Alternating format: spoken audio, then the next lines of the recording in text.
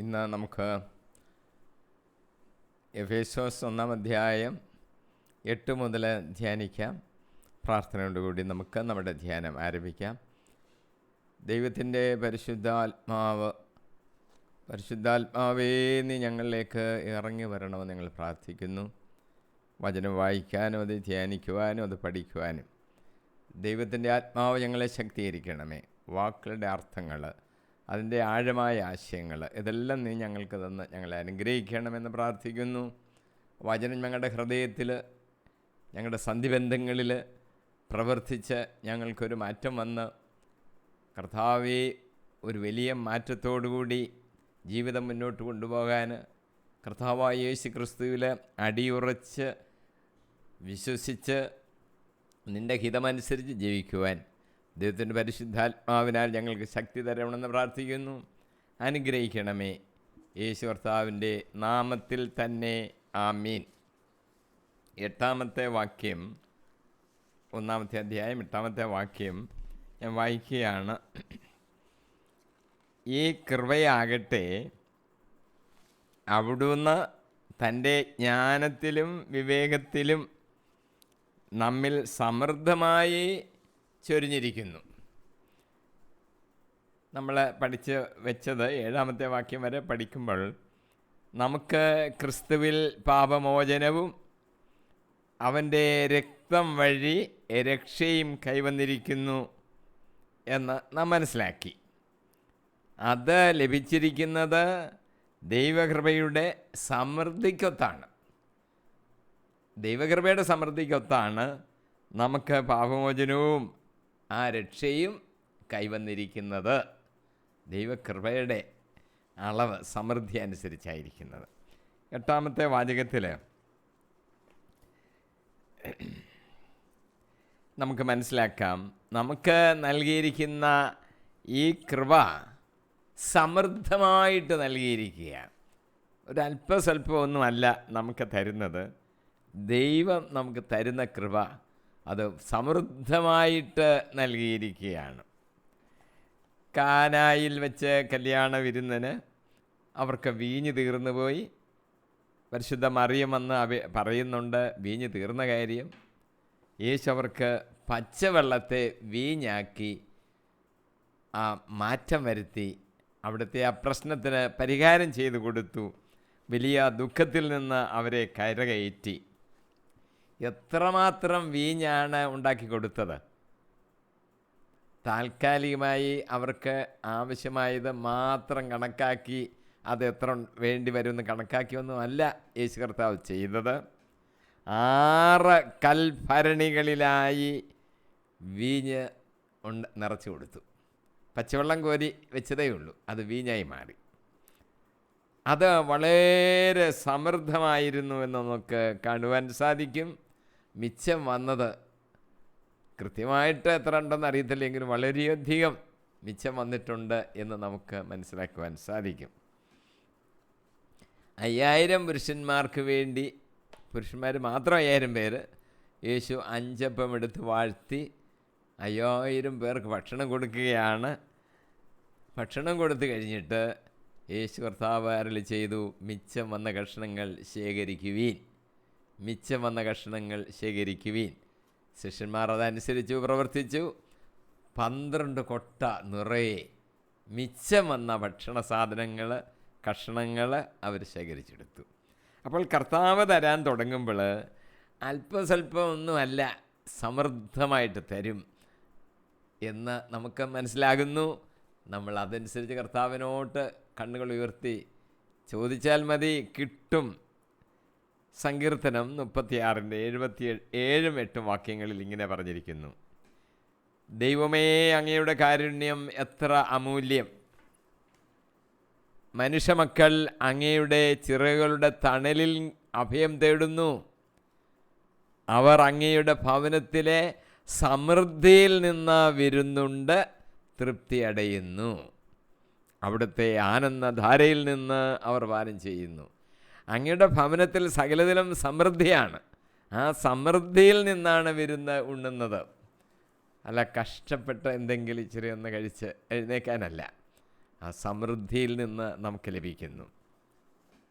നിയമാവർത്തനം 9:3 ഇങ്ങനെ പറഞ്ഞിരിക്കുന്നു, നിങ്ങളുടെ ദൈവമായ കർത്താവ് നിങ്ങളുടെ എല്ലാ പ്രയത്നങ്ങളിലും സമൃദ്ധമായി അനുഗ്രഹിക്കും.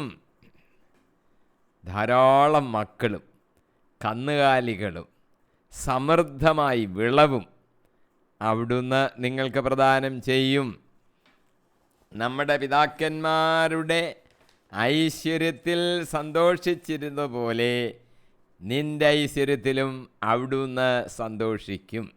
നമുക്ക് ദൈവം എല്ലാം തരുമ്പോൾ സമൃദ്ധമായിട്ട് തരുന്നു. നമ്മുടെ ഐശ്വര്യത്തിൽ കർത്താവ് ആനന്ദിക്കുക. അസൂയുള്ള ആളല്ലല്ലോ ദൈവം. തരുന്നതിൽ ലുബ്ധില്ല, സമൃദ്ധമായിട്ട് തരുന്നു. ഐശ്വര്യത്തിൽ കർത്താവ് സന്തോഷിക്കുകയാണ്. അല്ല, ഇവന് ഇത്രയും മാത്രം കിട്ടിയല്ലോ, ഇവന് കൊടുക്കണ്ട, അസൂയയുടെ മനോഭാവമൊന്നും ദൈവത്തിനില്ല. ദൈവം അതിൽ സന്തോഷിക്കുന്നു എന്ന് നമ്മൾ മനസ്സിലാക്കാം. ഒരു കാര്യം കൂടെ നമ്മളൊന്ന് ശ്രദ്ധിക്കുന്നത് നല്ലതായിരിക്കും. സമൃദ്ധമായിട്ട് അനുഗ്രഹിക്കുമ്പോൾ കിട്ടുന്ന കാര്യങ്ങൾ, കന്നുകാലികൾ സമൃദ്ധമായിട്ട് കിട്ടുന്നു, വിളവ് സമൃദ്ധമായിട്ട് കിട്ടുന്നു. ആദ്യം പറഞ്ഞ വാക്ക് ധാരാളം മക്കൾ. മക്കൾ ധാരാളമായി ലഭിക്കുന്നത് സമൃദ്ധിയുടെ അനുഭവമാണ്, അനുഗ്രഹമാണ്. ഒരാൾ, രണ്ടാൾ, അത്രയും മതി മക്കൾ എന്ന് വിചാരിക്കുന്നതിനല്ല അർത്ഥം. ധാരാളമായി മക്കളെ തരികയാണ്. ആകാശത്തിലെ നക്ഷത്രങ്ങൾ പോലെയും കടൽ തീരത്തെ മണൽത്തരി പോലെയും നിൻ്റെ തലമുറകളെ ഞാൻ വർദ്ധിപ്പിക്കുമെന്ന് അബ്രഹാമിനോട് പറഞ്ഞതിന് വലിയ അർത്ഥമുണ്ട്. ധാരാളം മക്കൾ ഉണ്ടാകാനാണ് ദൈവത്തിന് ആഗ്രഹം. അവർ ദൈവത്തിൻ്റെ മക്കളായിട്ട് രൂപാന്തരപ്പെടുമ്പോൾ കർത്താവിൻ്റെ സന്തോഷം പറഞ്ഞറിയിക്കാൻ വയ്യാത്ത സന്തോഷമല്ലേ. നഷ്ടപ്പെട്ടാൽ പോയ ഒന്നിനെ പോലും തിരക്കി വരുന്ന കർത്താവ്. ഒരാൾ നഷ്ടപ്പെടാൻ പാടില്ല. സമൃദ്ധമായി ധാരാളം പേരുണ്ടായിരിക്കണം. മക്കളുടെ സമൃദ്ധിയിൽ, മക്കളുടെ എണ്ണത്തിൻ്റെ സമൃദ്ധിയിൽ സന്തോഷിക്കുകയാണ് വേണ്ടത്. കർത്താവിൻ്റെ മക്കളുടെ എണ്ണം കൂടുന്നു എന്ന് നമുക്ക് മനസ്സിലാക്കാം. ലേവ്യ 26:3-4 വാക്യങ്ങൾ, നിങ്ങളെൻ്റെ നിയമങ്ങൾ അനുസരിക്കുകയും കൽപ്പനകൾ പാലിക്കുകയും ചെയ്യുന്നുവെങ്കിൽ ഞാൻ യഥാകാലം നിങ്ങൾക്ക് മഴ തരും, ഭൂമി വിളവ് വർദ്ധിപ്പിക്കുകയും വൃക്ഷങ്ങൾ ഫലം നൽകുകയും ചെയ്യും. എന്ത് ചെയ്താൽ മതി? കർത്താവിനെ അനുസരിക്കണം, കൽപ്പനകളെല്ലാം പാലിക്കണം. നമുക്ക് ധാരാളമായ അനുഗ്രഹങ്ങൾ, ഭൂമി വിളവ് വർദ്ധിപ്പിക്കും, അനുഗ്രഹങ്ങൾ ലഭിക്കും. ജ്ഞാനത്തിലും വിവേകത്തിലുമാണ് കൃപ ചൊരിയപ്പെട്ടത് എന്നിവിടെ ആ വാക്യത്തിലുണ്ട്.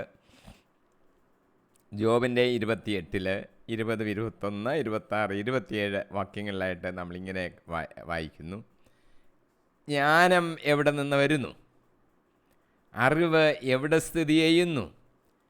ജീവിക്കുന്നവരുടെ കണ്ണിൽ നിന്ന് അത് മറയ്ക്കപ്പെട്ടിരിക്കുന്നു. ആകാശപ്പറവുകൾക്കും അത് അഗോചരമാണ്. മഴയ്ക്ക് ഒരു നിയമവും ഇടിമിന്നലിന് ഒരു മാർഗവും നിർണയിച്ചപ്പോൾ അവിടുന്ന് ജ്ഞാനത്തെ ദർശിക്കുകയും പ്രഖ്യാപിക്കുകയും ചെയ്തു. അവിടുന്ന് അതിൻ്റെ ആഴമളക്കുകയും മൂല്യം നിർണയിക്കുകയും ചെയ്തു. ജ്ഞാനമെന്ന് പറഞ്ഞാൽ തന്നെ ദൈവമാണ്. ദൈവത്തിനറിയാതെ വയ്യാത്ത വല്ലതുണ്ടോ? ദൈവത്തിൻ്റെ ജ്ഞാനത്തിൻ്റെ ആഴം നമുക്ക് മനസ്സിലാകത്തില്ല. അതെല്ലാം ദൈവത്തിൻ്റെ പ്രവൃത്തിയാണ്. മഴയ്ക്ക് ഒരു നിയമം വെച്ചിട്ടുണ്ട്, ഇടിമിന്നലിന് ഒരു മാർഗം വെച്ചിട്ടുണ്ട്. ഇടി ഇങ്ങനെ മിന്നി ഇങ്ങനെ അടിച്ചു വരും. നമ്മളവർക്ക് ഇതെങ്ങനെ സംഭവിക്കുന്നല്ലോ എന്ന് മാത്രമേ നമ്മൾ ചിന്തിക്കുന്നുള്ളൂ. ഇല്ല, അത് ഏത് വഴിയാണ് ഇടിമിന്നൽ പോകേണ്ടത് എന്ന് കർത്താവ് നിശ്ചയിച്ചതാണ്, അല്ലാതെ എങ്ങോട്ടും പോകുന്നില്ല. കർത്താവ് നിശ്ചയിച്ച വഴിയിൽ കൂടെ മാത്രം ഇടിമിന്നൽ പോകുന്നു. ഇടിമിന്നൽ മാർഗവും കർത്താവ് തന്നെയാണ് വെച്ചിരിക്കുന്നത്. ഇനി 9-ാമത്തെ വാക്യം, ക്രിസ്തുവിൽ വ്യക്തമാക്കിയ തൻ്റെ അഭീഷ്ടമനുസരിച്ച് അവിടുന്ന് തൻ്റെ പദ്ധതിയുടെ രഹസ്യം നമുക്ക് മനസ്സിലാക്കി തന്നു. ദൈവം തൻ്റെ അഭീഷ്ടം എന്തെന്ന് ക്രിസ്തുവിൽ നമുക്ക് വെളിവാക്കി തന്നിട്ടുണ്ട്. ആ പദ്ധതിയുടെ രഹസ്യം നമുക്ക് മനസ്സിലാക്കി തന്നിട്ടുണ്ട്. ഈ രഹസ്യം എന്നുള്ള വാക്ക് ബൈബിളിൽ ധാരാളം ഉപയോഗിക്കുന്നുണ്ട്. അതിൻ്റെ അർത്ഥം എന്താണെന്നൂടെ നമുക്കൊന്ന് ചിന്തിക്കാം. മിസ്റ്ററി എന്ന് ഇംഗ്ലീഷിൽ പറയും, മിസ്റ്റീരിയോൺ എന്നാണ് അതിൻ്റെ ഒറിജിനൽ ലാറ്റിൻ. ഈ വാക്കിന് ആദ്യകാലങ്ങളിലെ അർത്ഥം മതപരമായ ഒരർത്ഥമായിരുന്നു ആദ്യം ഉണ്ടായിരുന്നത്. രഹസ്യമായ ആരാധനക്രമങ്ങൾ, രഹസ്യമായ ചില പഠിപ്പിക്കലുകൾ, ഇതായിരുന്നു ആദ്യമൊക്കെ രഹസ്യം എന്ന് പറയുന്ന വാക്കിൻ്റെ അർത്ഥം. കാലക്രമേണ ഏത് തരത്തിലുള്ള രഹസ്യങ്ങൾ, അത് മതപരമാകണം അല്ലേ അതുമാകാം, ഏത് രഹസ്യത്തെയും മിസ്റ്ററി, രഹസ്യം എന്നുള്ള വാക്കുകൊണ്ട് അർത്ഥമാക്കുന്നു. പഴയ നിയമത്തിൽ രഹസ്യം എന്നുള്ള വാക്ക് ഉപയോഗിച്ചിട്ടുണ്ട്. അത് ഈ രണ്ടർത്ഥത്തിലും നമുക്ക് എടുക്കാൻ സാധിക്കും. ദൈവത്തിൽ നിന്ന് ഉള്ള വെളിപ്പെടുത്തലിനെയും നമ്മൾ രഹസ്യം എന്നാണ് പറയുന്നത്. കാര്യം നമ്മളെ സംബന്ധിച്ച് രഹസ്യമായിരുന്ന ഒരു കാര്യം ദൈവം ഇപ്പോൾ നമുക്ക് വെളിപ്പെടുത്തി. ഇപ്പോഴത്തെ അവസ്ഥ പറഞ്ഞാൽ അത് വെളിപ്പെടുത്തപ്പെട്ടു, കിട്ടിയതാണ്. പക്ഷെ അത് രഹസ്യമായിരുന്നു ദൈവത്തിൻ്റെ കയ്യിൽ, ദൈവം വെളിപ്പെടുത്തി തന്നു. അങ്ങനെയുള്ള കാര്യങ്ങളെ നമ്മൾ രഹസ്യം എന്നുള്ള വാക്കുകൊണ്ട് ഉപയോഗിക്കുന്നുണ്ട്. ദാനിയേലിൻ്റെ പുസ്തകത്തിലെ 2-ാം അധ്യായം 19-ാം വാക്യത്തിൽ രാത്രിയിൽ ഒരു ദർശനത്തിൽ ദാനിയേലിന് രഹസ്യം വെളിപ്പെട്ടു. അപ്പോൾ അവൻ സ്വർഗസ്ഥനായ ദൈവത്തെ സ്തുതിച്ചു. രാജാവ് കണ്ട സ്വപ്നത്തിൻ്റെ അർത്ഥം, സ്വപ്നവും അറിയണം, അർത്ഥവും അറിയണം. ദൈവം ദർശനത്തിൽ ദാനിയേലിന് വെളിപ്പെടുത്തി കൊടുത്തു. ആ രഹസ്യം വെളിപ്പെടുത്തി കൊടുത്തു. അത് ദൈവം കൊടുത്തതാ. നമുക്കും തരാൻ ആഗ്രഹിക്കുക, പ്രാർത്ഥിക്കുക. ഏതായാലും രഹസ്യം വെളിപ്പെടുത്തപ്പെട്ട് കിട്ടിയപ്പോൾ ദാനിയേൽ ദൈവത്തെ സ്തുതിച്ചു. ഒരു പ്രാർത്ഥിച്ചതിൻ്റെ ഉത്തരം ലഭിക്കുമ്പോൾ ദൈവത്തെ നമ്മൾ സ്തുതിക്കേണ്ടതാണ്. നമ്മൾ ദൈവത്തെ സ്തുതിക്കുന്ന കാര്യം മറന്നു പോകരുത്. അങ്ങനെ ദൈവത്തിന് നന്ദി പറയുന്ന സ്വഭാവം നമ്മളിലുണ്ടായിരിക്കണം. സുവിശേഷമെന്ന് പറയുന്നത് തന്നെ പൗലോസ് പറയുന്നത് അതൊരു രഹസ്യമാണ്. പൗലോസിൻ്റെ വീക്ഷണത്തിൽ സുവിശേഷം ഒരു രഹസ്യമാണ്. ക്രിസ്തുവിനെ സംബന്ധിച്ച സുവിശേഷത്തിൻ്റെ ഉള്ളടക്കം മുഴുവൻ ആഴമായി ഈ സുവിശേഷത്തിൽ അവതരിപ്പിച്ചിരിക്കുകയാണ്. ക്രിസ്തുവിനെ സംബന്ധിക്കുന്ന ആ രഹസ്യങ്ങളാണ് നമ്മൾ ഈ സുവിശേഷം എന്ന് പറയുന്നിടത്ത് എഴുതി വച്ചിരിക്കുന്നത്. സുവിശേഷം മുഴുവനും ഒരു വെളിപാടായി നമുക്ക് കണക്കാക്കുവാൻ സാധിക്കും. അത് കർത്താവ് നമുക്ക് വെളിപ്പെടുത്തി തന്ന കാര്യമാണ്. രക്ഷയുടെ ദൈവിക പദ്ധതി സുവിശേഷത്തിൽ കൂടിയാണ് നമുക്ക് വെളിപ്പെട്ട് കിട്ടിയത്. രക്ഷ പ്രാപിക്കുന്നത് എങ്ങനെയാണ്?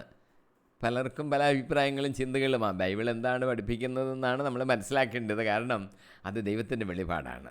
അപ്പോൾ രക്ഷയുടെ ദൈവിക പദ്ധതി സുവിശേഷത്തിൽ കൂടിയാണ് വെളിപ്പെട്ട് കിട്ടിയിരിക്കുന്നത്.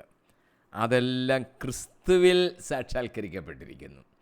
എല്ലാം സാക്ഷാത്കരിക്കപ്പെട്ടത് ക്രിസ്തുവിലാണ്. അവിടെ പല കാര്യങ്ങൾ സംഭവിക്കുമെന്നൊക്കെ പറയുന്നുണ്ട്. എല്ലാം ക്രിസ്തുവിൽ സാക്ഷാത്കരിക്കപ്പെടുന്നു. ക്രൂശിതനായ ക്രിസ്തുവിനെ തന്നെ പൗലോസ് പറയുന്ന വാക്ക് ക്രിസ്തുവിൻ്റെ രഹസ്യം എന്നാണ്. സുവിശേഷം എന്ന് പറയുന്നത് ക്രൂശിതനായ ക്രിസ്തു തന്നെയാണ്. 1 കൊരിന്ത്യർ 1:17-23 വാക്യങ്ങളിൽ സുവിശേഷം എന്ന് പറഞ്ഞാൽ ക്രിസ്തു തന്നെയാണ് എന്ന് പൗലോസ് പ്രയോഗിച്ചിട്ടുണ്ട്. ദൈവരഹസ്യങ്ങളുടെ കാര്യസ്ഥനാണ് അപ്പോൾ പൗലോസ്. അപ്പം നമുക്ക് ഈ രഹസ്യങ്ങളൊക്കെ ഒന്ന് പറഞ്ഞ് മനസ്സിലാക്കി തരുന്ന ആ കാര്യസ്ഥനായിട്ട് പ്രവർത്തിക്കുന്ന ആളാണ് പൗലോസ്. 1 കൊരിന്ത്യർ 2:7 വാക്യം, രഹസ്യവും നിഗൂഢവുമായ ദൈവിക ജ്ഞാനമാണ് ഞങ്ങൾ പ്രസംഗിക്കുന്നത്. അത് നമ്മുടെ മഹത്വത്തിനായി യുഗങ്ങൾക്ക് മുമ്പ് തന്നെ ദൈവം നിശ്ചയിച്ചിട്ടുള്ളതുമാണ്. ദൈവിക ജ്ഞാനമാണ് ഞങ്ങൾ പ്രസംഗിക്കുന്നത്, രഹസ്യവും നിഗൂഢവുമായത്. അപ്പം ദൈവം വെളിപ്പെടുത്തി തരാൻ നമുക്ക് മനസ്സിലാകത്തില്ല. ആ കാര്യങ്ങളാണ് ഞങ്ങൾ പ്രസംഗിക്കുന്നത്. ഓരോരുത്തരുടെ അവരുടെ വായിൽ അവർക്ക് തോന്നുന്ന രീതിയിൽ പലതും പറഞ്ഞാൽ അതൊന്നും രക്ഷയെ സംബന്ധിക്കുന്ന രഹസ്യങ്ങളല്ല. പൗലോസിന് അത് വെളിപ്പെട്ട് കിട്ടിയവയാണ് രഹസ്യവും നിഗൂഢവുമായ ദൈവിക വിജ്ഞാനമാണ് ഞങ്ങൾ പ്രസംഗിക്കുന്നത്. അത് ദൈവം നേരത്തെ തന്നെ യുഗങ്ങൾക്ക് മുമ്പ് തന്നെ നിശ്ചയിച്ചിട്ടുള്ള കാര്യങ്ങളാണ് ഇതെല്ലാം. അത് നമ്മുടെ മഹത്വത്തിനു വേണ്ടിയാണ് ദൈവം ഈ കാര്യങ്ങളെല്ലാം നേരത്തെ തന്നെ ക്രമീകരിച്ച് വച്ചിരിക്കുന്നത്. അത് യുഗങ്ങൾക്ക് മുമ്പ് തന്നെ ദൈവം നിശ്ചയിച്ചിട്ടുള്ള കാര്യങ്ങളാണ്. അതിൻ്റെ യഥാസമയങ്ങളിൽ നമുക്ക് വെളിപ്പെട്ട് കിട്ടുകയാണ്. ഈ കാര്യങ്ങൾ, സുവിശേഷത്തെ സംബന്ധിക്കുന്ന കാര്യങ്ങൾ പൗലോസ് വഴി നമുക്ക് വെളിപ്പെടുത്തപ്പെട്ട് കിട്ടി. അതിൽ നമ്മൾ സന്തോഷിക്കണം, സ്തോത്രം ചെയ്യണം. സുവിശേഷമാണ് എല്ലാവരെയും രക്ഷയിലേക്ക് ആകർഷിക്കുന്നത്. ഇപ്പോൾ സുവിശേഷം എന്ന് പറയുന്നത് രക്ഷയ്ക്കുള്ള ഒരു വഴിയാണ്. രക്ഷയിലേക്ക് ആകർഷിക്കുന്നത് ഈ സുവിശേഷമാണ്. ഇസ്രായേലിൻ്റെ അവകാശത്തിൽ വിജാതിയർക്കും പങ്ക് ലഭിക്കുന്നു. ഇസ്രായേലിൽ കുറേ പേർക്ക് മാത്രമേ ഹൃദയകാഠിന്യം ഉണ്ടായിട്ടുള്ളൂ എന്നതും ദൈവത്തിൻ്റെ രഹസ്യമാണ്. ഇസ്രായേൽ ജനത്തെ ദൈവം വിളിച്ചിരിക്കുക സ്വന്തം ജനമായിട്ട്.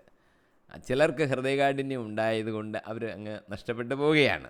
പക്ഷെ പകരം വിജാതിരെ അതിലേക്ക് എടുക്കുകയാണ്. അപ്പോൾ ആ എടുക്കപ്പെടുന്നവരെല്ലാം യഹൂദരാണേലും വിജാതിരാണേലും ഒരു സമൂഹമായി തീരുന്നു, ദൈവത്തിൻ്റെ ജനമായി തീരുന്നു. ഇതെല്ലാം ദൈവത്തിൻ്റെ രഹസ്യങ്ങളാണ്. പൗലോസ് ഈ രഹസ്യമെന്നുള്ള പറയുന്ന വാക്ക് ക്രിസ്തു കേന്ദ്രീകൃതമാണ്. വേറെ കാര്യങ്ങളൊന്നുമല്ല. പൗലോസിന് വേറെ കാര്യങ്ങളൊന്നും നമ്മളോട് പറയേണ്ട കാര്യമില്ല. എല്ലാം ക്രിസ്തു കേന്ദ്രീകൃതമാണ്. ആ രഹസ്യങ്ങളെല്ലാം ക്രിസ്തു കേന്ദ്രീകൃതമാണ്. ക്രിസ്തുവിനെ സുവിശേഷവുമായി ഏകീഭവിച്ച് കാണിക്കുന്നു. അതാണ് സുവിശേഷം എന്ന് പറഞ്ഞാൽ ക്രിസ്തുവാണെന്ന് പറയുന്നതിൻ്റെ കാര്യം. അതാ ക്രിസ്തുവിനെയും സുവിശേഷത്തെയും ദൈവത്തിൻ്റെ ശക്തി എന്ന് വിളിക്കുന്നു. ക്രിസ്തു ദൈവത്തിൻ്റെ ശക്തി, സുവിശേഷം ദൈവത്തിൻ്റെ ശക്തി. രക്ഷയിലേക്ക് നയിക്കുന്ന ദൈവത്തിൻ്റെ ശക്തിയാണ് സുവിശേഷം. ക്രിസ്തുവിനെയും രഹസ്യത്തെയും ദൈവത്തിൻ്റെ ജ്ഞാനം എന്നും വിളിക്കുന്നുണ്ട്. ക്രിസ്തു ആരാണെന്നൊക്കെ പഠിച്ചു വരുമ്പോൾ ഉപയോഗിക്കുന്നൊരു വാക്കാണ് ക്രിസ്തു ദൈവത്തിൻ്റെ ജ്ഞാനമാണ് എന്നുള്ള പ്രയോഗം. അത് ധ്യാനിക്കാനുള്ളൊരു വിഷയമാണ്. നമുക്ക് ചില കാര്യങ്ങൾ വെളിപ്പെട്ട് കിട്ടിയിട്ടുള്ളതാണ്. അതുകൊണ്ടാണല്ലോ നമ്മൾ ചില കാര്യങ്ങൾ ഇങ്ങനെ മനസ്സിലാക്കുന്നത്. വെളിപ്പെട്ട് കിട്ടിയില്ലായിരുന്നെങ്കിൽ നമുക്ക് മനസ്സിലാകത്തില്ല. നമ്മൾ ആലോചിച്ചൊന്നും കണ്ടുപിടിക്കാവുന്ന കാര്യങ്ങളല്ല. പത്രോസ്, നീ ക്രിസ്തുവാണെന്ന് പറഞ്ഞപ്പോൾ സ്വർഗസ്ഥനായ പിതാവാണ് നിനക്കത് വെളിപ്പെടുത്തി തന്നതെന്ന് യേശു പറഞ്ഞില്ലേ? വെളിപ്പെട്ട് കിട്ടുമ്പോഴാണ് ഇതൊക്കെ മനസ്സിലാകുന്നത്. നമുക്ക് വെളിപ്പെട്ട് കിട്ടിയ ചില കാര്യങ്ങളുണ്ട്. അത് ചില കാര്യങ്ങൾ നമുക്കൊന്ന് ഏതൊക്കെയാണെന്നെങ്കിലും ഒന്ന് ചിന്തിക്കാം. വീണ്ടും ജനനത്തെക്കുറിച്ച് പറഞ്ഞില്ലേ? യോഹന്നാൻ സുവിശേഷം 3:3 നിക്കോദിമോസിനോട് യേശു പറഞ്ഞു, സത്യം സത്യമായി ഞാൻ നിന്നോട് പറയുന്നു, വീണ്ടും ജനിക്കുന്നില്ലെങ്കിൽ ഒരുവന് ദൈവരാജ്യം കാണുവാൻ സാധിക്കുകയില്ല. നമ്മൾ അമ്മയുടെ ഉദരത്തിൽ നിന്ന് ജനിക്കുമ്പോൾ ഒരു മനുഷ്യ കുഞ്ഞ് ജനിച്ചു, ഈ ഭൂമി ജീവിക്കാനാണ്. അപ്പോൾ ഭൂമിയിലെ ഒരു മനുഷ്യനായിട്ട് ആദ്യം ജനിച്ചിരിക്കുന്നത് അമ്മയുടെ വയറ്റിൽ നിന്ന്. പക്ഷേ സ്വർഗത്തിലൊരു കുഞ്ഞായിട്ട് ജനിച്ചെങ്കിലേ സ്വർഗരാജ്യത്തിന് അവകാശമുള്ളൂ, അവിടുത്തെ ഒരു മകനായിട്ട് തീരുകയുള്ളൂ. അതുകൊണ്ടാണ് വീണ്ടും ജനിക്കുന്നില്ലെങ്കിൽ, പരിശുദ്ധാത്മാവിനാൽ വീണ്ടും ജനിക്കുന്നില്ലെങ്കിൽ ആർക്കും സ്വർഗരാജ്യം കാണുക സാധ്യമല്ല. അപ്പം വീണ്ടും ജനനത്തെക്കുറിച്ച് ഒരു വെളിപാട് പുതിയ നിയമത്തിൽ കിട്ടുന്നു. നിക്കോദോസിനോട് യേശു പറഞ്ഞ കാര്യമാണ്. യോഹന്നാൻ സുവിശേഷം 3:3 ആ കാര്യം എഴുതിയിരിക്കുന്നു. പിന്നെ വേറൊരു വെളിപാടെന്ന് പറയുന്നത് എല്ലാവരും നിദ്ര പ്രാപിക്കുകയില്ല എന്നൊരു വെളിപ്പെടുത്തലുണ്ട്. നമ്മൾ സാധാരണ വിചാരിക്കും ഈ ലോകാവസാനം എന്നൊക്കെ പറയുമ്പോൾ എന്താണ്ടൊക്കെ മേളിൽ നിന്ന് താഴോട്ട് വീണ് എല്ലാവരും കൂടെ അതിൽ വീണ് മരിച്ചു പോകുന്ന ഒരവസ്ഥയാണ് എന്നൊക്കെ നമ്മൾ വിചാരിക്കും. പക്ഷേ എല്ലാവരും നിദ്ര പ്രാപിക്കുകയില്ല എന്നാണ് വേദപുസ്തകം പറയുന്നത്. അത് പൗലോസ് നമുക്ക് എഴുതിയിരിക്കുകയാണ്. 1 കൊരിന്ത്യർ 15:51 ഇതാ ഞാൻ നിങ്ങളോട് ഒരു രഹസ്യം പറയുന്നു. എന്താണ് രഹസ്യം? നാം എല്ലാവരും നിദ്ര പ്രാപിക്കുകയില്ല. കണ്ണിമയ്ക്കുന്നത്ര നേരത്തിൽ കാഹളധ്വനി കേൾക്കുമ്പോൾ ജീവിച്ചിരിക്കുന്ന നമ്മൾ രൂപാന്തരപ്പെടും. നാം എല്ലാവരും നിദ്ര പ്രാപിക്കുകയില്ല. അതുകൊണ്ട് ഒരു വെളിപാടാണ്. പിന്നെ വേറൊരു വെളിപാടെന്ന് പറയുന്നത് മൂന്നാമത്തെ കാര്യം ക്രിസ്തുവും സഭയും തമ്മിലുള്ള ഒരൈക്യം. എഫേസോസ് 5:32 ഇങ്ങനെ എഴുതിയിരിക്കുന്നു. ഇതൊരു വലിയ രഹസ്യമാണ്. സഭയോടും ക്രിസ്തുവിനോടും ബന്ധപ്പെടുത്തിയാണ് ഞാനിത് പറയുന്നത്. വിവാഹത്തെക്കുറിച്ചുള്ള ഒരു ബന്ധത്തിൽ പറയുകയാണ്, സഭയും ക്രിസ്തുവും തമ്മിലുള്ള ബന്ധം പോലാണ് ഭാര്യാഭർത്താക്കന്മാർ തമ്മിലുള്ള ബന്ധം. അവർ ഏക ശരീരമായി തീരുന്നു. രഹസ്യമാണ്. ക്രിസ്തുവും സഭയും തമ്മിലുള്ള ബന്ധത്തിനോട് തുലനം ചെയ്താണ് പറഞ്ഞിരിക്കുന്നത്. അത് നമുക്ക് വെളിപ്പെട്ട് കിട്ടിയ ഒരു കാര്യമാണ്. നാലാമത്തെ ഒരു വെളിപ്പാടെന്ന് പറയുന്നത് നമ്മൾ ഈ കഷ്ടം സഹിക്കുന്നതിനെക്കുറിച്ചാണ്. ക്രിസ്ത്യ വിശ്വാസികൾക്ക് ധാരാളമായി കഷ്ടപ്പാടുകൾ സഹിക്കേണ്ടി വരുന്നു. നമ്മുടെ ഓരോരുത്തരുടെയും ജീവിതത്തിൽ ക്രിസ്തീയ വിശ്വാസത്തിലായിരുന്നത് കൊണ്ട് മാത്രം നമുക്ക് സഹിക്കേണ്ടി വന്ന കാര്യങ്ങൾ പലതും കാണും, ഓരോരുത്തർക്കും പറയാനുണ്ടാകും. 2 കന്യാസ്ത്രീകൾ ക്രിസ്ത്യ വിശ്വാസത്തിലായിരിക്കുന്നു എന്നുള്ള കാരണം കൊണ്ട് മാത്രം കള്ള ആരോപണങ്ങൾ എല്ലാം ഉണ്ടാക്കി അറസ്റ്റ് ചെയ്ത് 9 ദിവസം കടന്ന് അവരെ കഷ്ടപ്പെടുത്തിയിരിക്കുന്നു. ഇനി സംഭവിക്കുന്ന കാര്യങ്ങൾ നമ്മൾ ഇനി കണ്ട് മനസ്സിലാക്കണം. ശക്തമായിട്ട് നമ്മുടെ സ്വരമുയർത്തി ക്രിസ്തീയ മതവിശ്വാസത്തിനെ പ്രചരിപ്പിക്കാനുള്ള അവകാശത്തിന് വേണ്ടി സംസാരിക്കേണ്ട അവസരം വന്നിരിക്കുന്നു. നേരത്തെ തന്നെ വന്നിരിക്കുകയാണ്. ആ അവസരമാണിത്. അത് നമ്മൾ പ്രയോജനപ്പെടുത്തേണ്ടതാണെന്ന് ഇപ്പോൾ നമ്മൾ ഓർക്കണം. കഷ്ടം സഹിക്കുന്നതിനെ സംബന്ധിച്ചും ഒരു വെളിപാട് നമുക്ക് കിട്ടിയിട്ടുണ്ട്. ഹെബ്രായ ലേഖനം 12:11 എല്ലാ ശിക്ഷണവും സന്തോഷപ്രദം എന്നതിനേക്കാൾ വേദനാജനകമായി തൽക്കാലത്തേക്ക് നമുക്ക് തോന്നുന്നു. എന്നാൽ അതിൽ പരിശീലിപ്പിക്കപ്പെട്ടവർക്ക് കാലാന്തരത്തിൽ നീതിയുടെ സമാധാനപൂർവമായ ഫലം ലഭിക്കുന്നു. ഒരിതൊക്കെ ശിക്ഷണമാണ്. പെട്ടെന്ന് നമുക്ക് തോന്നുന്ന ഒരു വേദനയൊക്കെ തോന്നും. ഇല്ല, കാലാന്തരത്തിൽ നീതിയുടെ സമാധാനപൂർവമായ ഫലമാണ് നമുക്ക് ലഭിക്കുന്നത്. കുട്ടികളെയൊക്കെ ചെറിയ ശിക്ഷണം കൊടുത്ത് വളർത്തി എടുക്കണമെന്നുണ്ട്. അങ്ങനെയാണല്ലോ നമ്മൾ ചെയ്യുന്നത്. ചിലർ ശിക്ഷണം കൊടുക്കാൻ തന്നെ മടിക്കും. ഈ പിള്ളേർക്ക് നോവല്ലേ എന്ന് പറഞ്ഞുകൊണ്ടിരിക്കും. ശിക്ഷണം കൊടുത്താൽ തൽക്കാലം ഒരു വേദനയുണ്ടെങ്കിലും അത് കാലാന്തരത്തിൽ നീതിയുടെ സമാധാനപൂർവമായ ഫലം പുറപ്പെടുവിക്കും. ആത്മീയ തലത്തിൽ വളരെ പ്രധാനപ്പെട്ട ഒരു കാര്യമാണ്. 10-ാം വാക്യം ക്രിസ്തുവിൻ്റെ പദ്ധതിയുടെ രഹസ്യം നമ്മൾ മനസ്സിലാക്കണമെന്ന് പറഞ്ഞിട്ട് 10-ാം വാക്യം പറയുകയാണ്, ഇത് കാലത്തിൻ്റെ പൂർണ്ണതയിൽ സ്വർഗത്തിലും ഭൂമിയിലുമുള്ള എല്ലാറ്റിനെയും ക്രിസ്തുവിൽ ഒന്നിപ്പിക്കുന്നതിന് വേണ്ടി അത്രേ. എല്ലാം ക്രിസ്തുവിൽ ഒന്നിപ്പിക്കണം. കാലത്തിൻ്റെ പൂർണ്ണതയിൽ അത് ദൈവത്തിൻ്റെ പദ്ധതിയാണ്. കാലം എന്ന് പറഞ്ഞാലേ സാധാരണ നമ്മൾ വിചാരിക്കും സമയം നീണ്ട് ഇങ്ങനെ പോകുന്നല്ലോ. 2024 ഇപ്പോൾ 365 ദിവസങ്ങൾ കഴിയുമ്പോൾ 2025 കയറുന്നു. 365 ദിവസം വരുമ്പോൾ അടുത്ത വർഷത്തിലോട്ട് കയറുന്നു. ഇങ്ങനെ കാലം നീണ്ടു പോകുന്നു എന്നാണ് നമ്മൾ സാധാരണയായി കാലം എന്നുള്ള വാക്കുകൊണ്ട് ഉദ്ദേശിക്കുന്നത്. അത് മാത്രമല്ല അർത്ഥം. ഗ്രീക്കിൽ ഉപയോഗിച്ചിരിക്കുന്ന വാക്ക് കെയ്റോസ് എന്ന കെയ്റോസ്.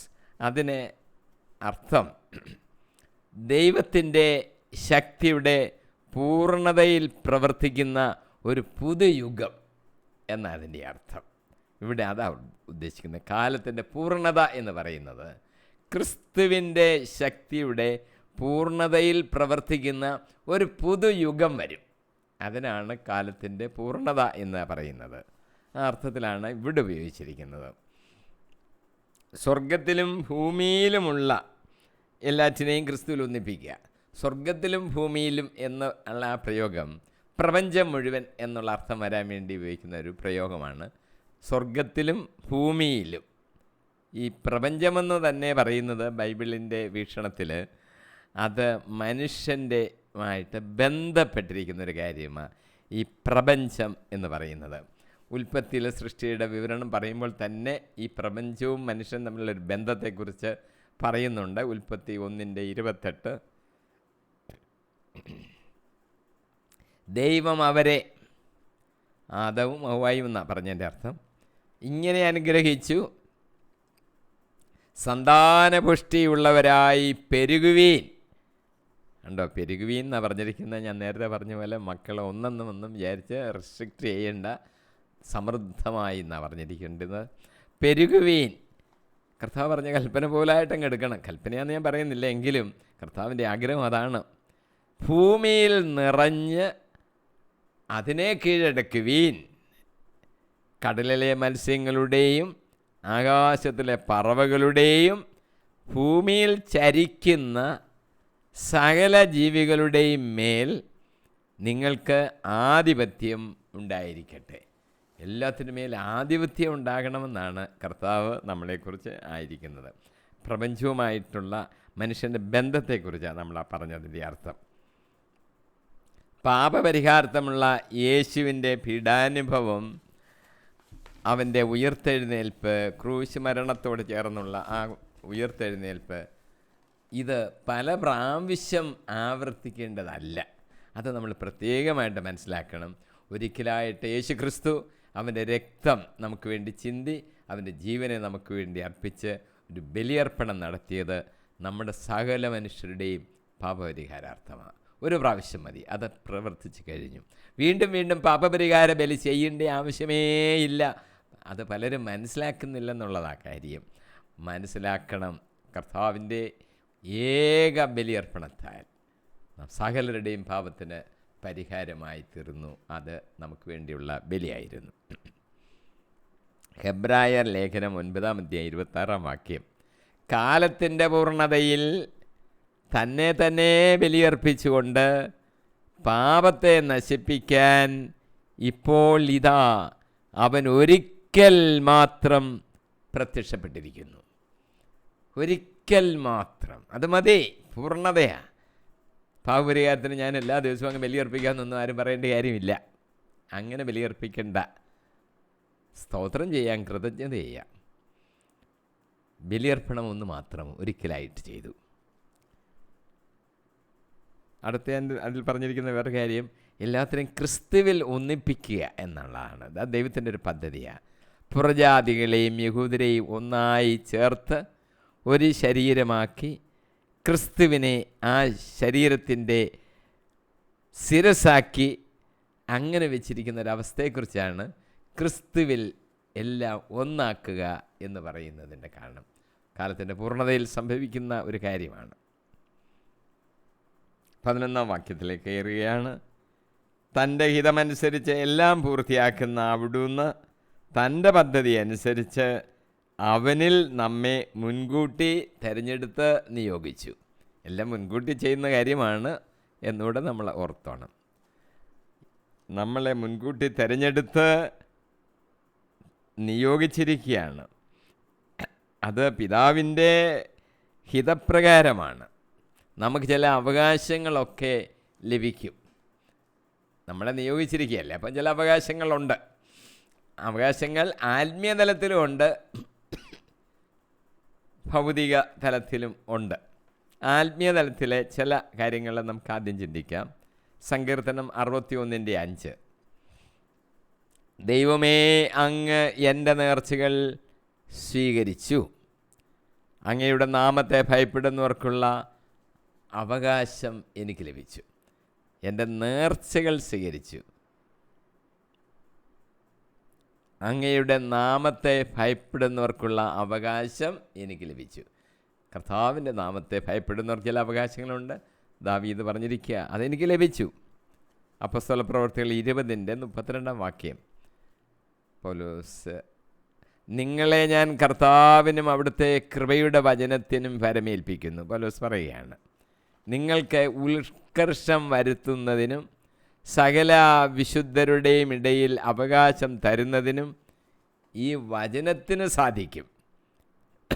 അവകാശം തരുന്നതിനും ഈ വചനത്തിന് സാധിക്കും. എഫേസിലെ ശ്രേഷ്ഠന്മാരോട് ഒരു വിടവാങ്ങൽ പ്രസംഗം ചെയ്തപ്പോൾ പൗലോസ് പറഞ്ഞ വാചകമാണിത്. സകല വിശുദ്ധന്മാരുടെ ഇടയിൽ അവകാശം ലഭിക്കും. റോമാലേഖനം 4:13 പറയുന്നു, ലോകത്തിൻ്റെ അവകാശിയാകും എന്ന വാഗ്ദാനം അബ്രാഹത്തിനും അവൻ്റെ സന്തതിക്കോ ലഭിച്ചത് നിയമത്തിലൂടെയല്ല, വിശ്വാസത്തിൻ്റെ നീതിയിലൂടെയാണ്. അബ്രാഹത്തിന് ഈ ലോകത്തിൻ്റെ ഭൂമിയുടെ അവകാശിയാകും എന്ന് വാഗ്ദാനം ലഭിച്ചിട്ടുണ്ട്. വിശ്വാസത്തിൻ്റെ അടിസ്ഥാനത്തിൽ ലഭിച്ചതാണ്. യേശയ്യ 57:13 പറയുന്നു, എന്നെ ആശ്രയിക്കുന്നവൻ ദേശം കൈവശമാക്കും, അവന് എൻ്റെ വിശുദ്ധഗിരി അവകാശമായി ലഭിക്കും. അപ്പോൾ ഭൗമികമായ ചില അവകാശങ്ങളും ഈ വാഗ്ദാനങ്ങളിലുണ്ട്. അബ്രാഹത്തോടും ലോകത്തിൻ്റെ അവകാശികൾ ആകുമെന്നാണ് പറഞ്ഞിരിക്കുന്നത്. യേശയ്യയുടെ ഈ അവകാശത്തെക്കുറിച്ചുള്ള വാക്കും വിശുദ്ധഗിരി അവകാശമാക്കും എന്നുള്ളതാണ്. അങ്ങനെയുള്ള ഈ ലോക സംബന്ധമായ ചില അവകാശങ്ങൾ നമുക്ക് ലഭിക്കുന്നു. സംഖ്യാപുസ്തകം 18:20 കർത്താവ് അവനോട് അരുളി ചെയ്തു, ഇസ്രായേലിൽ നിനക്ക് ഭൂമി അവകാശമായി ലഭിക്കുകയില്ല, അവരെ പോലെ നിനക്ക് ഓഹരിയും ഉണ്ടായിരിക്കുകയില്ല. ഞാനാണ് നിൻ്റെ അവകാശവും നിൻ്റെ ഓഹരിയും. അഹറോന് പൗരോഹിത്യ ശുശ്രൂഷയുമായി ബന്ധപ്പെട്ട് അവർക്ക് ഈ ഭൂമിയിലെ ഓഹരി കൊടുക്കുന്നില്ല, കർത്താവിൻ്റെ ഓഹരി എന്ന്. എല്ലാം പൂർത്തിയാക്കുക, അതും ദൈവത്തിൻ്റെ ഒരു ഹിതമാണ്. ദൈവത്തിൻ്റെ ഹിതം പ്രകാരമാണ് എല്ലാം പൂർത്തിയാക്കുന്നത്. കാരണം പരമാധികാരം ദൈവത്തിൻ്റേതാണ്. നിയമാവർത്തനം 4:39-40 വാക്യങ്ങളിൽ പറയുന്നു, ഭൂമി മുകളിൽ സ്വർഗത്തിലും താഴെ ഭൂമിയിലും കർത്താവല്ലാതെ മറ്റൊരു ദൈവമില്ലെന്ന് ഗ്രഹിച്ച് അത് ഹൃദയത്തിൽ ഉറപ്പിക്കുവീൻ. ഒരു ദൈവമേ ഉള്ളൂ, ആകാശത്തിലും ഭൂമിയിലും വേറെ ഒരു ദൈവമില്ലെന്ന് ഗ്രഹിച്ച് അത് ഹൃദയത്തിൽ ഉറപ്പിക്കണം. ചിലർക്ക് വീണ്ടും വീണ്ടും സംശയമാണ്. ചില ആവശ്യങ്ങളൊക്കെ വരുമ്പോൾ വേറെ ചിലരുടെ അടുത്തേക്കൊക്കെ ഓടിപ്പോകും. ഒരു കർത്താവേ ഉള്ളൂ, നമ്മൾ ആശ്രയിക്കേണ്ടത്, നമ്മളെ കണ്ണിങ്ങനെ ഉയർത്തേണ്ടതും ആ കർത്താവിങ്കിലേക്ക് മാത്രമാണെന്ന് നമ്മൾ മനസ്സിലാക്കണം. വേറെ ആൾക്കാരുടെ അടുത്തോട്ട് ഓടേണ്ട കാര്യമില്ല. ഇത് ഉറപ്പിക്കുവീൻ എന്നാണ് പറഞ്ഞിരിക്കുന്നത്. ആകയാൽ നിങ്ങൾക്കും നിങ്ങളുടെ സന്തതികൾക്കും നന്മയുണ്ടാകാനും ദൈവമായ കർത്താവ് നിങ്ങൾക്ക് ശാശ്വതമായി തരുന്ന ദേശത്ത് ദീർഘകാലം വസിക്കാനും വേണ്ടി കർത്താവിൻ്റെ ചട്ടങ്ങളും പ്രമാണങ്ങളും പാലിക്കുവീൻ എന്ന് ഞാൻ നിങ്ങളോട് കൽപ്പിക്കുന്നു. സങ്കീർത്തനം 29:10 ഇങ്ങനെ പറഞ്ഞിരിക്കുന്നു, കർത്താവ് ജലസഞ്ചയത്തിനുമേൽ സിംഹാസനസ്ഥനായിരിക്കുന്നു, അവിടുന്ന് എന്നേക്കും രാജാവായി സിംഹാസനത്തിൽ വാഴുന്നു. അവനാണ് പരമാധികാരി. അപ്പോസ്തല പ്രവർത്തനങ്ങൾ 17:24 പറഞ്ഞു, പ്രപഞ്ചത്തെയും അതിലുള്ള സകലത്തെയും സൃഷ്ടിച്ചവനും സ്വർഗത്തിൻ്റെയും ഭൂമിയുടെയും കർത്താവായ ദൈവം മനുഷ്യനിർമ്മിതമായ ആലയങ്ങളിലല്ല വസിക്കുന്നത്. പൗലോസിൻ്റെ പ്രസംഗത്തിലെ വാചകമാണ്, ആഥൻസിൽ ചെയ്ത പ്രസംഗമാണ്. അവൻ എന്താണ്? പ്രപഞ്ചത്തിൻ്റെയും അതിലുള്ള സകലത്തിൻ്റെയും സൃഷ്ടാവാണ്, സ്വർഗത്തിൻ്റെയും ഭൂമിയുടെയും കർത്താവാണ്. ഇത്രയും വലിയവൻ ഒരു ചെറിയ കെട്ടിടം ഉണ്ടാക്കി അതിൻ്റെ അകത്തോട്ടങ്ങ് അടച്ചു കളയുക എന്ന് വിചാരിക്കുന്നത് മണ്ടത്തരമാണ്. അങ്ങനെ മനുഷ്യനിർമ്മിതമായ ആലയങ്ങളിലല്ല വസിക്കുന്നത്. സുഭാഷിതങ്ങൾ 21:2 മനുഷ്യന് തൻ്റെ വഴികൾ ശരിയെന്ന് തോന്നുന്നു, എന്നാൽ കർത്താവ് ഹൃദയം തൂക്കി നോക്കുന്നു. പലരും വിചാരിക്കും ഞാൻ പറയുന്നത്, ഞാൻ ചെയ്യുന്നതൊക്കെയാണ് ശരി. അത് ബാഹ്യമായിട്ട് കാണുന്നതനുസരിച്ച് ഒന്നുമല്ല കർത്താവ് കാര്യങ്ങൾ എന്താണെന്നൊക്കെ മനസ്സിലാക്കുന്നത്. ഹൃദയങ്ങളെ തൂക്കി നോക്കുന്നവനാവൻ. ഹൃദയത്തിലെ ചിന്ത, ഹൃദയത്തിൻ്റെ നിരൂപണം, ഹൃദയത്തിൽ എന്ത് വിചാരിക്കുന്നു കർത്താവിനറിയാം. അത് തൂക്കി നോക്കുന്നു. അത് ദൈവത്തിൻ്റെ പ്രവൃത്തിയാണ്. ബാഹ്യമായിട്ട് കാണിക്കത്തക്കൊണ്ട് എന്തെങ്കിലും ചെയ്തെന്നൊന്നും വിചാരിച്ച കർത്താവ് വലിയ പ്രവർത്തകന അങ്ങനൊന്നുമല്ല കർത്താവ് എടുക്കുന്നത്. ഹൃദയങ്ങളെ തൂക്കി നോക്കുന്നു. യേശയ്യ 44:24 പറഞ്ഞിരിക്കുന്നു, ഗർഭത്തിൽ നിനക്ക് രൂപം നൽകിയ നിന്റെ രക്ഷകനായ കർത്താവ് അരുളി ചെയ്യുന്നു, എല്ലാം സൃഷ്ടിക്കുകയും ആകാശത്തെ വിരിക്കുകയും ഭൂമിയെ വ്യാപിപ്പിക്കുകയും ചെയ്ത കർത്താവ് ഞാനാണ്. ആരുണ്ടായിരുന്നു അപ്പോൾ എന്നോടൊന്നിച്ച്? പലരോട് ചേർന്ന് ആലോചിച്ചിട്ട് ചെയ്തൊരു കാര്യമാണോ? ദൈവം ചെയ്തു. സ്വർഗം ദൈവത്തിൻ്റെ സിംഹാസനമാണ്. എവിടാ ദൈവം ഇരിക്കുന്നത്? നേരത്തെ നമ്മൾ മനസ്സിലാക്കി, മനുഷ്യനിർമ്മിതമായ ആലയങ്ങളിലല്ല. സ്വർഗം ദൈവത്തിൻ്റെ സിംഹാസനമാണ്. മത്തായി 5:34, 35, 36 വാക്യങ്ങളിൽ ഇങ്ങനെ നമ്മളോട് പറഞ്ഞിരിക്കുന്നു. ഞാൻ നിങ്ങളോട് പറയുന്നു, യേശു കർത്താവ് പറയുന്ന കാര്യമാ, ആണയിടുകയരുത്, സ്വർഗത്തെ കൊണ്ട് ആണയിടരുത്, അത് ദൈവത്തിൻ്റെ സിംഹാസനമാണ്. ഭൂമിയെ കൊണ്ടുവരുത്, അത് അവിടുത്തെ പാദപീഠമാണ്. ജെറുസലേമിനെ കൊണ്ടുവരുത്, അത് മഹാരാജാവിൻ്റെ നഗരമാണ്. നിൻ്റെ ശിരസിനെ കൊണ്ടും നീ ആണയിടരുത്. നമ്മൾ 12-ാം വാക്യത്തിലേക്ക് കടക്കുകയാണ്. ഇത് ക്രിസ്തുവിൽ ആദ്യമായി പ്രത്യാശ അർപ്പിച്ച നാം അവൻ്റെ മഹത്വത്തിലും സ്തുതിക്കും വേണ്ടി ജീവിക്കുന്നതിന് വേണ്ടിയാണ്. ക്രിസ്തുവിൽ ആദ്യമായി പ്രത്യാശ അർപ്പിച്ച നാം, അവിടുത്തെ സാഹചര്യം കൊണ്ട് നമ്മൾ മനസ്സിലാക്കേണ്ടത്, യഹൂദരാണല്ലോ ആദ്യം ക്രിസ്ത്യ വിശ്വാസത്തിലേക്ക് കടന്നു വന്നത്. അപ്പോൾ യഹൂദ ക്രിസ്ത്യാനികളെ ആയിരിക്കാം നാം എന്നുള്ള വാക്കുകൊണ്ട് ഉദ്ദേശിക്കുന്നത് എന്ന് നമുക്ക് ചിന്തിക്കാം. സങ്കീർത്തനം 21:13 കർത്താവേ, അങ്ങയുടെ ശക്തിയിൽ അങ്ങ് മഹത്വപ്പെടട്ടെ, അങ്ങയുടെ ശക്തി പ്രഭാവത്തെ ഞങ്ങൾ പാടിപ്പുകഴ്ത്തും. ഹബക്കൂക്ക് 2:20 പറയുന്നു, എന്നാൽ കർത്താവ് തൻ്റെ വിശുദ്ധ മന്ദിരത്തിലുണ്ട്, ഭൂമി മുഴുവൻ അവിടുത്തെ മുമ്പിൽ മൗനം ഭജിക്കട്ടെ. അവൻ സർവശക്തനാണ്, സർവ്വവ്യാപിയാണ്, എല്ലായിടത്തും വ്യാപിച്ചിരിക്കുകയാണ് എന്ന് നമ്മൾ മനസ്സിലാക്കി അവൻ്റെ മുമ്പിൽ നമ്മൾ മൗനം ഭജിക്കണം എന്നർത്ഥം. 13-ാം വാക്യം, രക്ഷയുടെ സദ്വാർത്തിയായ സത്യത്തിൻ്റെ വചനം ശ്രവിക്കുകയും അവനിൽ വിശ്വസിക്കുകയും ചെയ്ത നിങ്ങളും വാഗ്ദാനം ചെയ്യപ്പെട്ട പരിശുദ്ധാത്മാവിനാൽ അവനിൽ മുദ്രിതരായിരിക്കുന്നു. നിങ്ങളും, ആദ്യം നാം എന്ന് പറഞ്ഞിട്ട് ഇപ്പം നിങ്ങളുമെന്ന് പറയുമ്പോൾ, ആദ്യത്തേത് യഹൂദ ക്രിസ്ത്യാനികളെ ആണെങ്കിൽ ഇവിടെ നിങ്ങളുമെന്ന് പറയുന്നത് വിജാതീയരായിരുന്നവർ ക്രിസ്തീയ വിശ്വാസത്തിലേക്ക് കടന്നു വന്നവരെക്കുറിച്ച് ആണ്. ആദ്യം യഹൂദമതം, പിന്നീട് ഗ്രീക്കുകാർ. ദൈവജനത്തോട് അവരെ കൊണ്ടുവരാനാണ് കർത്താവ് പറയുന്നത്. ആദ്യം യഹൂദരോട്, പിന്നെ നിങ്ങൾ ഗ്രീക്കുകാരോട്. എല്ലായിടത്തും പോയി പ്രസംഗിക്കാനാണല്ലോ കർത്താവ് പറഞ്ഞത്. അപ്പോൾ ദൈവജനമെന്ന് പറയുന്നത് ഒരു ജനമാണ്, ഒന്ന്. അതിൽ യഹൂദ ക്രിസ്ത്യാനികളുമുണ്ട്, വിജാതിയാരും ഉണ്ട്. ക്രിസ്ത്യാനി വിശ്വാസത്തിലേക്ക് കടന്നു വന്നവർ മിശിഹായുടെ കാലത്തെ ഭൂമുഖത്തുള്ള എല്ലാവർക്കും യേശുക്രിസ്തു വഴി ആ ഒരു ജനമെന്ന് പറയുന്ന ആ ജനത്തോട് ചേർക്കപ്പെടുവാനുള്ള സാധ്യതയുണ്ടായി. ക്രിസ്തുവിന് മുമ്പ് യഹൂദ ഇസ്രായേൽ ദൈവജനമെന്ന് അറിയപ്പെട്ടിരുന്നു. ഇപ്പോൾ ക്രിസ്തു വന്നതിന് ശേഷം മറ്റ് വിജാതിയർക്കൂടെ അതിനുള്ളിലേക്ക് കടന്നു വരാനുള്ള സാധ്യത ഉണ്ടായി എന്നർത്ഥം. രക്ഷയുടെ സദ്വാർത്ത എന്നവിടെ എഴുതിയിരിക്കുന്നു. അതിൻ്റെ രക്ഷ എന്നത് തന്നെ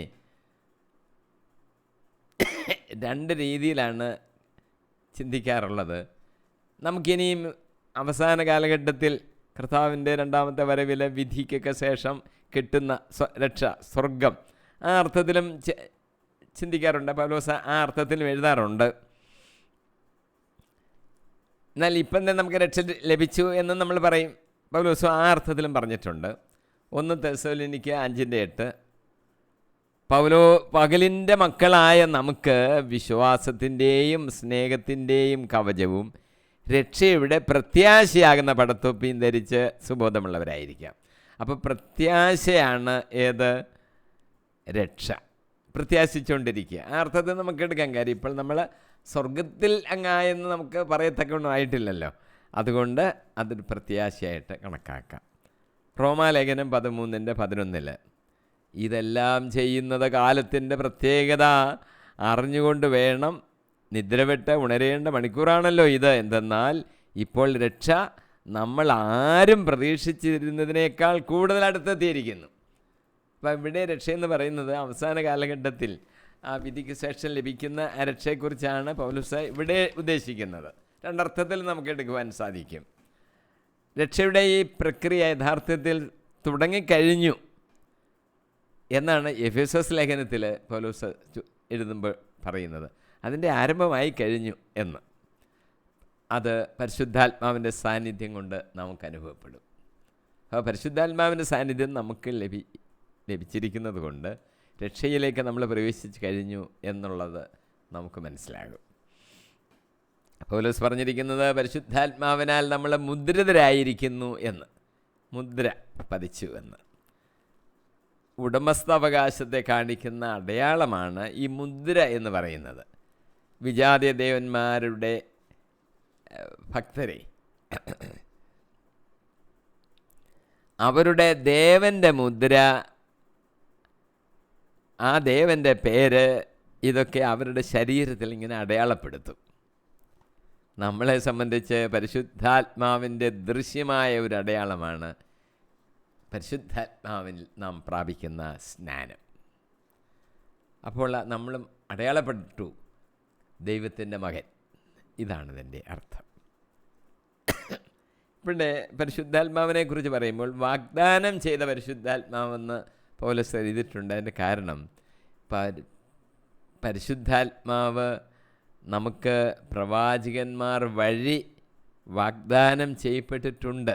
ഉദാഹരണത്തിന് എസെക്കിയേലിൻ്റെ പുസ്തകം 36-ാം അധ്യായം 26-27 വാക്യങ്ങളിൽ എസെക്കിയേൽ പറയുകയാണ്, പ്രവാചകൻ, ഒരു പുതിയ ഹൃദയം നിങ്ങൾക്ക് ഞാൻ നൽകും, ഒരു പുതിയ ചൈതന്യം നിങ്ങളിൽ ഞാൻ നിക്ഷേപിക്കും, നിങ്ങളുടെ ശരീരത്തിൽ നിന്ന് ശിലാഹൃദയം എടുത്തു മാറ്റി മാംസളഹൃദയം നിങ്ങൾക്ക് നൽകും, എൻ്റെ ആത്മാവിനെ ഞാൻ നിങ്ങളിൽ നിക്ഷേപിക്കും.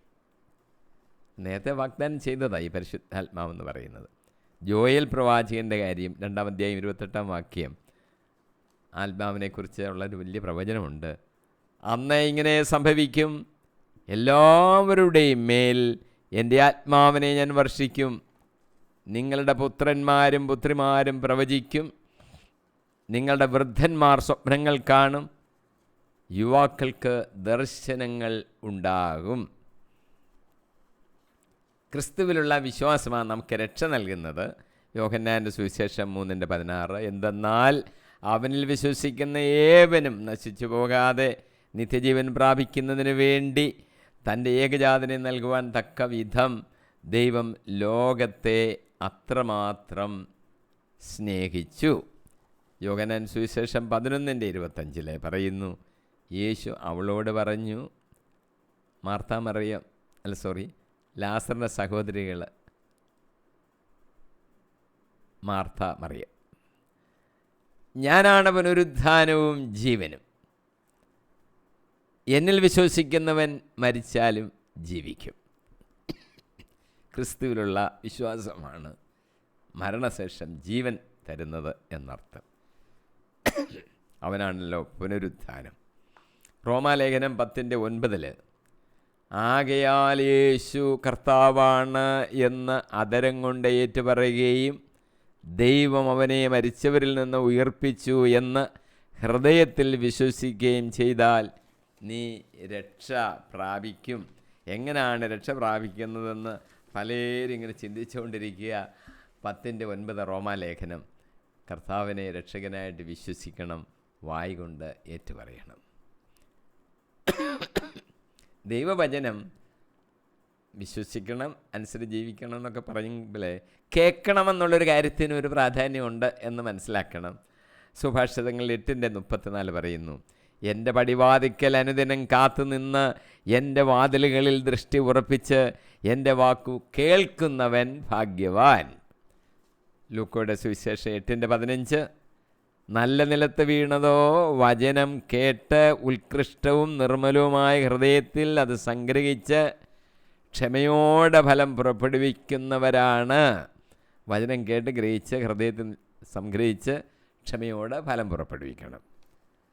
സുവിശേഷം പ്രസംഗിക്കുന്നതിനെക്കുറിച്ച് പൗലോസ് പറയുന്നു, അപ്പോസ്തലപ്രവൃത്തികൾ 20:24, എന്നാൽ എൻ്റെ ജീവൻ ഏതെങ്കിലും വിധത്തിൽ വിലപ്പെട്ടതായി ഞാൻ കരുതുന്നില്ല. എൻ്റെ ഓട്ടം പൂർത്തിയാക്കണമെന്നും ദൈവത്തിൻ്റെ കൃപയുടെ സുവിശേഷത്തിൻ്റെ സാക്ഷ്യം നൽകാൻ കർത്താവായ യേശുവിൽ നിന്ന് ഞാൻ സ്വീകരിച്ചിട്ടുള്ള ദൗത്യം നിർവഹിക്കണമെന്നും മാത്രമേ ഞാൻ ആഗ്രഹിക്കുന്നുള്ളൂ. ഇനി 14-ാമത്തെ വാക്യം നമുക്ക് നോക്കാം. 14, അവിടുത്തെ മഹത്വം പ്രകീർത്തിക്കുന്നതിനുള്ള അവകാശം നാം വീണ്ടെടുത്ത് സ്വന്തമാക്കുന്നത് വരെ ഈ അവകാശത്തിൻ്റെ അച്ചാരമാണ് ഈ പരിശുദ്ധാത്മാവ്. പരിശുദ്ധാത്മാവ് ഒരു അച്ചാരമാണെന്ന് അവിടെ പറഞ്ഞിരിക്കുന്നത്. അതും എന്താണെന്ന് നമുക്കൊന്ന് നോക്കാം. യേശു കർത്താവാണ് നമുക്ക് പരിശുദ്ധാത്മാവിനാൽ സ്നാനം നൽകുന്നത്. സ്നാപകൻ ഇങ്ങനെയാണല്ലോ പറഞ്ഞത്, മർക്കോസിൻ്റെ സുവിശേഷം 1:18, ഞാൻ നിങ്ങൾക്ക് ജലം കൊണ്ട് സ്നാനം നൽകി. സ്നാപകൻ പറയുകയാണ്, അവനോ യേശു ക്രിസ്തു പരിശുദ്ധാത്മാവിനാൽ നിങ്ങൾക്ക് സ്നാനം നൽകും. ലൂക്കോസ് 11:13, സ്വർഗസ്ഥനായ പിതാവ് തന്നോട് ചോദിക്കുന്നവർക്ക് എത്രയോ അധികമായി പരിശുദ്ധാത്മാവിനെ നൽകിയില്ല. എത്രയോ അധികമായി, സമൃദ്ധമായി, അളന്നൊന്നുമല്ല, അങ്ങനെ ഓർക്കണം. പക്ഷെ ആർക്കാണ്? തന്നോട് ചോദിക്കുന്നവർക്ക്. ചോദിക്കണം പരിശുദ്ധാത്മാവിനെ ലഭിക്കും.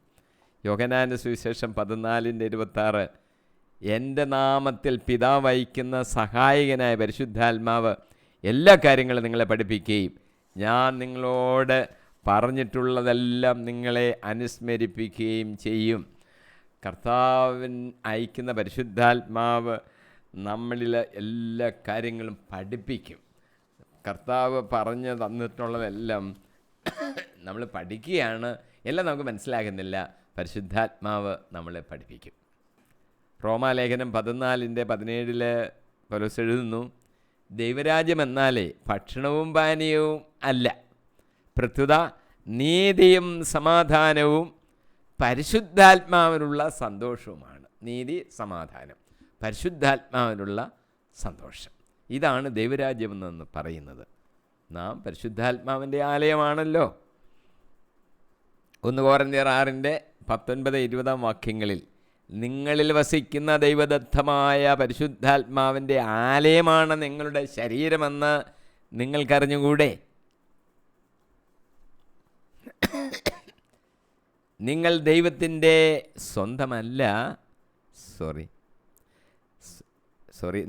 നിങ്ങളുടെ സ്വന്തമല്ല, നിങ്ങൾ വിലയ്ക്ക് വാങ്ങപ്പെട്ടവരാണ്. ആകയാൽ നിങ്ങളുടെ ശരീരത്തിൽ ദൈവത്തെ മഹത്വപ്പെടുത്തുവിൻ. നാം ഒരിക്കലും വിചാരിക്കരുത് നമ്മുടെ ശരീരം നമ്മുടേതെന്ന്, അങ്ങനെയൊന്നും വിചാരിക്കണ്ട. ദൈവത്തിൻ്റെ വകയാണ്, പരിശുദ്ധാത്മാവിൻ്റെ വകയാണ്. ആ ശരീരത്തിൽ നമ്മൾ ദൈവത്തെ മഹത്വപ്പെടുത്തണം. ശരീരം കൊണ്ട് ദൈവത്തെ മഹത്വപ്പെടുത്തണം. പ്രസംഗങ്ങൾ, ആത്മീയമായ തലത്തിലുള്ള പ്രവർത്തനങ്ങളെല്ലാം ഉണ്ട്. മാത്രമല്ല, ശരീരം ദൈവത്തിൻ്റെ വാസസ്ഥലമാണ്, പരിശുദ്ധാത്മാവ് വസിക്കുന്നിടമാണ്. ദൈവത്തെ നമ്മുടെ ശരീരം കൊണ്ട് നമ്മൾ മഹത്വപ്പെടുത്തണം. പിന്നെ പലർക്കും വരുന്ന ഒരു പ്രശ്നം, ഒരു പിന്മാറ്റത്തിൻ്റെ അനുഭവം വരാറുണ്ട്. പിന്മാറ്റത്തിൻ്റെ അനുഭവം വരാതെ നമ്മൾ കർത്താവിനുമായി ബന്ധപ്പെട്ട് പ്രാർത്ഥിച്ചങ്ങനെ ബലം പ്രാപിക്കണം. നമ്മൾ പിന്മാറിപ്പോകരുത്. അങ്ങനെ പിന്മാറിപ്പോയാൽ പുനരാനയിക്കുക ഇച്ചിരി പ്രയാസമുള്ള കാര്യം, അസാധ്യമാണ്. ഹെബ്രായ ലേഖനം 6:4, 5, 6 വാക്യങ്ങളിൽ ഒരിക്കൽ പ്രകാശം ലഭിക്കുകയും സ്വർഗീയ സമ്മാനം ആസ്വദിച്ചറിയുകയും പരിശുദ്ധാത്മാവിൽ പങ്കുകാരാകുകയും ദൈവവചനത്തിൻ്റെ നന്മയും വരാനിരിക്കുന്ന യുഗത്തിൻ്റെ ശക്തിയും രുചിച്ചറിയുകയും ചെയ്തവർ വീണുപോവുകയാണെങ്കിൽ, നമ്മൾ രുചിച്ചറിഞ്ഞു കഴിഞ്ഞിട്ട് പിന്നീട് വീണുപോവുകയാണെങ്കിൽ അവരെ അനുതാപത്തിലേക്ക് പുനരാനയിക്കുക അസാധ്യമാണ്. കാരണം അവർ ദൈവപുത്രനെ സ്വമനസ്സ അധിക്ഷേപിക്കുകയും വീണ്ടും കുരിശിൽ തറയ്ക്കുകയും ചെയ്തു. അറിഞ്ഞു കഴിഞ്ഞിട്ട്, രുചിച്ച് അറിഞ്ഞിട്ട് പിന്നീട് മാറിയാൽ തിരിച്ചു വരിക അസാധ്യമാണ്. നമ്മൾ അവനെ യേശുക്രിസ്തുവിനെ അധിക്ഷേപിക്കുകയും വീണ്ടും കുരിശിൽ തറയ്ക്കുകയും ചെയ്യുകയാണ്. സമയം ആകുന്നതുകൊണ്ട് ഞാൻ ഇവിടെ നിർത്തുകയാണ്. നമ്മളെ 1-ാം അധ്യായം 8 മുതൽ 14 വരെയുള്ള വാക്യങ്ങളാണ് നമ്മൾ ധ്യാനിക്കുകയും പഠിക്കുകയും ഒക്കെ ചെയ്തത്. ക്രിസ്തുവിൽ കൂടെയുള്ള ആ പാപമോചനത്തെക്കുറിച്ച് നമ്മൾ ചിന്തിച്ചു. അവൻ്റെ കൃപയുടെ സമൃദ്ധിയെക്കുറിച്ച് നാം മനസ്സിലാക്കി. ദൈവിക രഹസ്യങ്ങളെക്കുറിച്ച് നമ്മൾ ചിന്തിച്ചു, പഠിച്ചു. ദൈവഹിതം, കാലസമ്പൂർണത, ക്രിസ്തുവിലുള്ള പ്രത്യാശ, രക്ഷയുടെ സത്വാർത്ത, ഈ വാക്കുകളൊക്കെ നമ്മളൊന്ന് അനലൈസ് ചെയ്ത് പഠിച്ചു, ധ്യാനിച്ചു. പരിശുദ്ധാത്മാവ് നമുക്ക് അച്ചാരമായി ലഭിച്ചിരിക്കുകയാണ്. പരിശുദ്ധാത്മാവ് നമ്മളെ നിറയട്ടെ എന്ന് പ്രാർത്ഥിക്കുന്നു. അടുത്ത എപ്പിസോഡ് 124-ാം എപ്പിസോഡിൽ 1:15 മുതലുള്ള വാക്യങ്ങൾ നമുക്ക് പഠിക്കാം. മഹോന്നതനായ ക്രിസ്തുവിനെ കുറിച്ചാണ് അവിടെ എഴുതിയിരിക്കുന്നത്. അത് നമുക്ക് വായിച്ച് പഠിച്ച് ധ്യാനിക്കാം. ക്രിസ്തുവിൽ നമ്മുടെ വളർച്ച വരട്ടെ, പരിശുദ്ധാത്മാവ് നിറയട്ടെ എന്ന് പ്രാർത്ഥിക്കുന്നു. യേശു കർത്താവിൻ്റെ വിലയേറിയ നാമത്തിൽ തന്നെ. ആമേൻ, ആമേൻ, ആമേൻ.